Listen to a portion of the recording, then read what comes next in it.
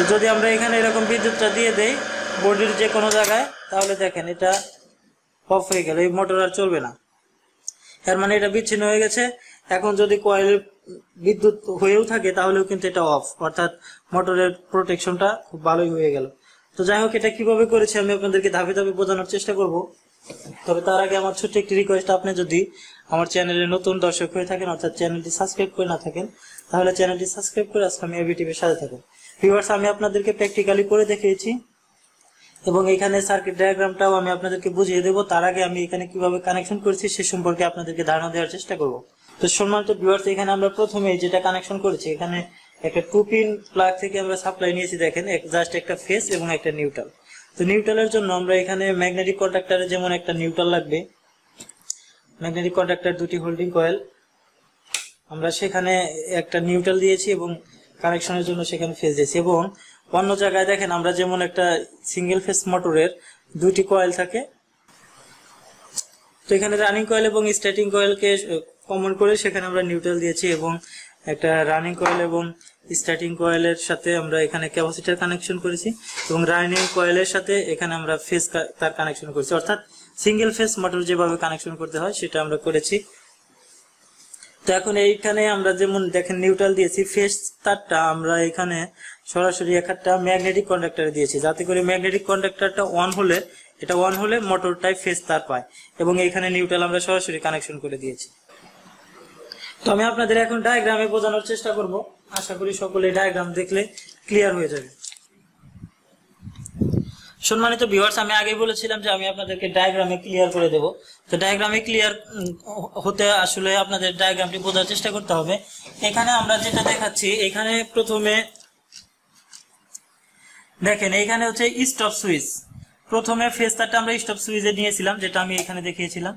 তো স্টপ সুইচের পরে আমরা হচ্ছে রিলের একটা এনসি ব্যবহার করেছি, যেটা আমরা এই রিলেতে ব্যবহার করেছিলাম। তো এই রিলের এনসিটা, এই রিলের এনসি থেকে আমরা একটা স্টপ সুইচ, স্টার্ট সুইচ আসছি।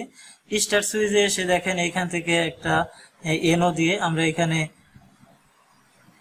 ম্যাগনেটিক কন্ডাক্টরের যে হোল্ডিং কয়েল রয়েছে সেখানে A1 এবং A2 রয়েছে, আমরা এই A1 A2 তে বিদ্যুৎ সাপ্লাই দেব। তো এখানে আমরা যদি A1 ধরি এবং এইটা হবে A2 ম্যাগনেটিক কন্ডাক্টরের, তো এটা হচ্ছে এন ও নরমালি ওপেন। এখান থেকে মূলত আমাদের কাজ হচ্ছে এটার এই রিলেটার, এটা এনসি, এটা হচ্ছে রিলের। তো এটা যখন আমাদের রিলের যে যখন আমরা এপাশে, তো আমরা রিলের যে হোল্ডিং কয়েল রয়েছে সেখানে আমরা এক পাশে নিউট্রাল সাপ্লাই দিয়েছি এবং ফেজ যেটা, এটা আমরা যেটা ব্যবহার করছি এখানে 7, এটা হচ্ছে 8। এখানে যখন এটা যখনই ফেজ হয়ে যাবে এবং এইখানে দেখেন নিউট্রাল রয়েছে, এই রিলেটা অন হয়ে যাবে, এই রিলেটা তখন এটা অন হয়ে যাবে এবং এই যে রিলের যে এনসি রয়েছে, এই এনসিটা তখন এখানে এনও হয়ে যাবে, অর্থাৎ এই লাইনটা তখন বিচ্ছিন্ন হয়ে যাবে। এই লাইনটা যখন বিচ্ছিন্ন হয়ে যাবে তখন এই দিকে কিন্তু ফেজটা যেতে পারবে না।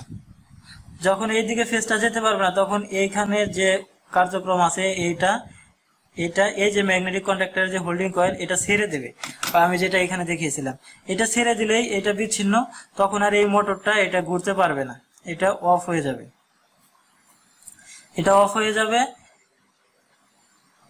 এবং যখন আমরা যদি আবার এই সুইচটাকে যদি আবার স্টার্টে চাপ দেই, তখন এই বডিতে যদি ফেজটা থেকেই যায় মোটরের, এটা কিন্তু অন হবে না, কারণ এই যে রিলেটা তখন অন থাকবে, এই লাইনটা তখন বিচ্ছিন্ন থাকবে।